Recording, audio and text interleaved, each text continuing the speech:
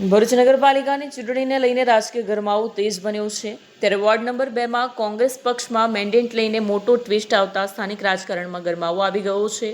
Ward number 2માંથી Congress તરફી કુલ 6 ઉમેદવારોએ form ભર્યા છે, જેમાં 4 પુરુષ અને 2 મહિલાઓનો સમાવેશ થાય છે। વિવાદ ત્યારે સર્જાયો જ્યારે એક જ વોર્ડમાં અલગ અલગ ઉમેદવારોએ પોતાની પાસે પાર્ટીનું અધિકૃત મેન્ડેટ હોવાનો દાવો કરી ઉમેદવારી નોંધાવી છે। કુતુબુદ્દીન પટેલ શહેર પ્રમુખની સૂચનાથી પાર્ટીના મેન્ડેટ પર તેમણે ફોર્મ ભર્યું છે। બીજી તરફ 3 ટર્મથી ચૂંટાતા શમશાદ અલી સૈયદ અને હેમંત કોઠીવાલાએ પણ પાર્ટીના મેન્ડેટ પર ઉમેદવારી નોંધાવતા કાર્યકરોમાં ભારે મૂંઝવણ અને વિવાદ ઊભો થયો છે। આ સમગ્ર ઘટનાક્રમ અંગે શહેર કોંગ્રેસ પ્રમુખ સલીમ અમદાવાદીએ દુઃખ વ્યક્ત કર્યું છે। તેમણે જણાવ્યું હતું કે મેન્ડેટ લઈને હાલ પાર્ટીમાં આંતરિક ચર્ચા ચાલી રહી છે। બે મેન્ડેટ ક્યાંથી આવ્યા અને કેવી રીતે આવ્યા તે દિશામાં પ્રદેશ નેતૃત્વ સાથે સંકલન સાધીને તપાસ શરૂ કરવામાં આવી છે। હવે જોવાનું એ રહેશે કે કોંગ્રેસ હાઈકમાન્ડ આ મેન્ડેટ યુદ્ધનો અંત કેવી રીતે લાવે છે અને કયા ઉમેદવારને અંતિમ મંજૂરી મળે છે। નોન રિપીટ થિયરીથી મેન્ડેટ આપવામાં આવ્યા નથી। ફક્ત નોન રિપીટ થિયરીનો જે મુદ્દો છે એ 2 નંબરનો છે। 2 નંબરમાં નાનો મોટો વિવાદ હતો। એ બાબતે સામાન્ય રીતે લોકલ લેવલ પર 1.5-2 દિવસ સુધી ડિસ્કસ કર્યા પછી એ લોકોને પ્રપોઝલ આગેવાનોએ અમારા તરફથી આપવામાં આવેલા, એ જે પ્રપોઝલ એમને યોગ્ય ના લાગ્યા તો આ વિસ્તારના આગેવાનોએ પ્રમુખોએ ભેગા થઈ ને નક્કી કર્યું કે ભાઈ આ વખતે તો પ્રશ્ન હોય તો આપણે નોન રિપીટ થિયરી તરીકે જતા રહીએ તો આ વિવાદ નભી જાય। એ લોકોએ લેટરમાં રાઇટિંગમાં અમને આપ્યા બાદ એ બાબતનો નિર્ણય લેવાયેલો છે। હાલમાં પણ જે મેન્ડેટ બાબતની વાત છે તો 4ની જગ્યાએ 6 ફોર્મ ભરાયા છે વોર્ડ નંબર 2માંથી। એ બાબતે આપનું શું કહેવું? એ બનાવ બહુ દુઃખદ બનાવ છે। સક્સેસ થશે એ બનાવ બહુ દુઃખદ બનાવ છે। સામાન્ય રીતે આવું લોકલ ઇલેક્શનમાં બન્યું નથી ને ફર્સ્ટ ટાઈમ બનેલું છે। જ્યારે એક વખત પાર્ટીએ મેન્ડેટ આપી દીધો છે ત્યારબાદ બીજો મેન્ડેટ આવતો નથી ને આવે તો પાર્ટી કન્ફર્મ કરે છે। તો મને જે રીતે ખબર છે તો અત્યાર સુધીમાં આ મેન્ડેટ જે આપેલો છે પાર્ટી તરફથી કોઈ કન્ફર્મેશન મળેલું નથી। તો આ જે મેન્ડેટ મળેલો છે ડાઉટફુલ મેન્ડેટ લાગી રહેલો છે।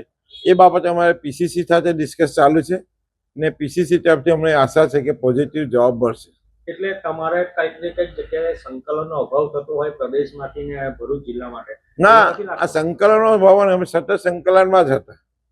આ મેન્ડેટ 2 મેન્ડેટ ક્યાંથી આવ્યા કેવી રીતે આવ્યા એ હજુ કોઈ ક્લિયરિટી મળતી નથી। અમે પીસીસી સાથે સંકલનમાં છે। આ મેન્ડેટ ક્યાંથી આવ્યા, કોને આપ્યા, લીગલી આપેલા છે અનલીગલી આવેલા છે એની તપાસ થાય અને પીસીસી અમને ખુલાસો મળે ત્યાં બાદ આ બાબતેનો ખુલાસો વધુ કરી શકીશું। આજરોજ ભરૂચ શહેર કોંગ્રેસે વોર્ડ નંબર 2માં સામાન્ય સીટના ઉપર મને કોંગ્રેસ પક્ષ તરફથી મેન્ડેટ આપવામાં આવેલો હતો। હું મારા સમર્થકો સાથે 12:20 મેં કોંગ્રેસના મેન્ડેટના ઉપર ફોર્મ ભર્યું અને મારી ઉમેદવારી નોંધીને હું કલેક્ટર ઓફિસથી લગભગ 2 વાગે ત્યાંથી નીકળ્યો। 2 વાગ્યા પછી જ્યારે હું મારી ઓફિસ પર પહોંચ્યો અને ઓફિસ પર આવ્યા પછી 2:30 થી 3:45 વાગ્યાના વચમાં મારી પાસે એવા ન્યૂઝ મળ્યા કે ભાઈ કોંગ્રેસ પક્ષ તરફથી બીજા 2 ફોર્મ ભરાયા છે। જનરલી નિયમ મુજબ એક વોર્ડમાં 4 ફોર્મ હોય છે અને 4 મેન્ડેટ હોય છે। તો જાણવા મળતા બીજા 2 મેન્ડેટ કોંગ્રેસ પક્ષ તરફથી ભરાયા છે તો 6 મેન્ડેટ ભરાયા એ શકના દાયરામાં છે। હવે આ 4માંથી મેન્ડેટ કયા સાચા છે અને 2માંથી કયા સાચા છે એ તપાસનો વિષય છે। મારા નોલેજ મુજબ મને જ્યાં સુધી ખબર છે ત્યાં સુધી ભરૂચ શહેર કોંગ્રેસના પ્રમુખે મને 8 વાગે એમ કહ્યું કે તમારે ફોર્મ ભરવાનું છે, તમે ફોર્મ તૈયાર કરી ને એસડીએમ ઓફિસે પહોંચી જાઓ। હું ત્યાં પહોંચી ગયો, મારું ફોર્મ રેડી કરીને ઉપર ગયો, મેં ફોર્મ જમા કરાવીને શહેર પ્રમુખ સાહેબને કહ્યું મારો મેન્ડેટ ક્યાં છે। તો મને ત્યાંથી કોંગ્રેસના એક આગેવાને મને મેન્ડેટ આપ્યો ને મારો મેન્ડેટ જાતે જ એસડીએમમાં જમા કરાવ્યો અને હું પોતે ત્યાં જમા કરાવીને આવ્યો। એટલે ત્યાર પછીના આ જે ન્યૂઝ છે એ શોકિંગ ન્યૂઝ છે અને મારા સમર્થકો એમ કહે છે કે આ કઈ રીતના બન્યું, આ શું છે। તપાસ કરતા આ 2 મેન્ડેટ ક્યાંથી આવ્યા છે એ તપાસનો વિષય છે અને ચોક્કસપણે આની નિષ્પક્ષ તપાસ થવી જોઈએ। આ ક્યાંથી આવેલા છે, એ સાચા છે કે જૂઠા છે। અને જેટલા પણ ફોર્મ ભરાયા છે આમાં 11 વોર્ડમાં 44 ફોર્મ હતા। 44 ફોર્મમાં મારી જાણકારી મુજબ મને એવું જાણવા મળ્યું છે કે 38 ફોર્મ ભરાયા છે, બાકીના ભરાયા નથી। તો આમાં કયા મેન્ડેટનો ઉપયોગ થયો છે એ તપાસનો વિષય છે. ક્યાંથી આવ્યા એ તપાસનો વિષય છે. અને એ તપાસનો વિષય ભરૂચ શહેર કોંગ્રેસના પ્રમુખ, ભરૂચ જિલ્લા પ્રમુખ અને પ્રદેશ પ્રમુખ અને જે ઓબ્ઝર્વર આવેલા હતા અને જે પ્રભારીઓ હતા એ શકના દાયરામાં છે. એટલે તમારું એવું માનવું છે કે જે ભરૂચ શહેર પ્રમુખ છે કે જિલ્લા પ્રમુખ છે આપણા, તે લોકોનું કંઈક કાવા દાવા થયા હોય કે એમનું પણ સ્પષ્ટતા નથી? એ સાહેબ તપાસનો વિષય છે. અત્યારે હું કહી નથી શકતો.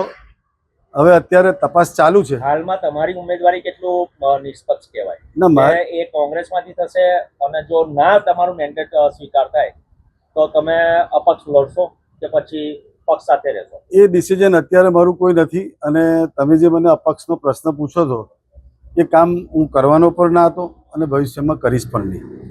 બીજી વાત એ છે કે મારી ઉમેદવારી ભારતીય રાષ્ટ્રીય કોંગ્રેસ તરફથી નોંધાયેલી હતી અને જ્યારે ઉમેદવારી પત્ર રદ થાય તો હું કોઈ પણ જગ્યાએ ફોર્મ ભરી નથી શકતો, કેમ કે આજે છેલ્લો દિવસ હતો. એટલે સવાલ તમારો પણ આમાં એવું છે કે હજુ 15 તારીખ સુધીમાં જે ફોર્મ ભર્યું છે તેનું જો તમે ચાહો તો ફોર્મ ખેંચી શકો, પણ તમારી પાસે એટલી એ પણ તક છે કે તમે અપક્ષમાંથી લડી શકો. તો જો આવું થયું હોય તમારી સાથે તો તમે અપક્ષમાંથી લડો? ના ના ના, એ કામ હું નથી કરવાનું. અને મારે શું કરવાનું છે હજુ મારી પાસે સમય છે. હું આવતા 24 કલાકમાં નક્કી કરીશ કે મારે હાલમાં શું જ કરવાનું છે. આજના દિવસની અંદર તમારા એક સભ્ય એવું કહ્યું હતું કે હું અપક્ષમાંથી ફોર્મ નહીં ભરું, હું પક્ષ સાથે રહીશ, પણ પછી છેલ્લી ઘડી એમને ફોર્મ ભર્યું. ના, એમાં એવું છે કે એ ફોર્મ અપક્ષનું હતું જ ના. એ વાત જ નથી. એમને સ્પષ્ટપણે એમ કહ્યું કે હું પક્ષથી વિરોધ નહીં જાઉં અને પક્ષ જે નક્કી કરશે એ માન્ય રાખીશ. એટલે પક્ષે અને ચોક્કસપણે એમની જે વાત હતી એ સાબિત કરે છે કે એમને પક્ષે મેન્ડેટ આપેલો છે અને મેન્ડેટ સાચો છે કે જૂઠો છે એ તપાસનો વિષય છે. તેનો મતલબ એવું કે અહીંની મોવડી મંડળ જે છે તે લોકોને વિશ્વાસમાં નથી રાખી, એનાથી કોંગ્રેસને કેટલું નુકસાન થશે? કોંગ્રેસના નુકસાનની વાત તો અત્યારે હું તમને નહીં કરી શકું, કેમ કે અત્યારે મારા સમર્થકો, મારા આગેવાનો અને મારા સમાજના લોકો સાથે મારી ચર્ચા વિચારણા ચાલુ છે.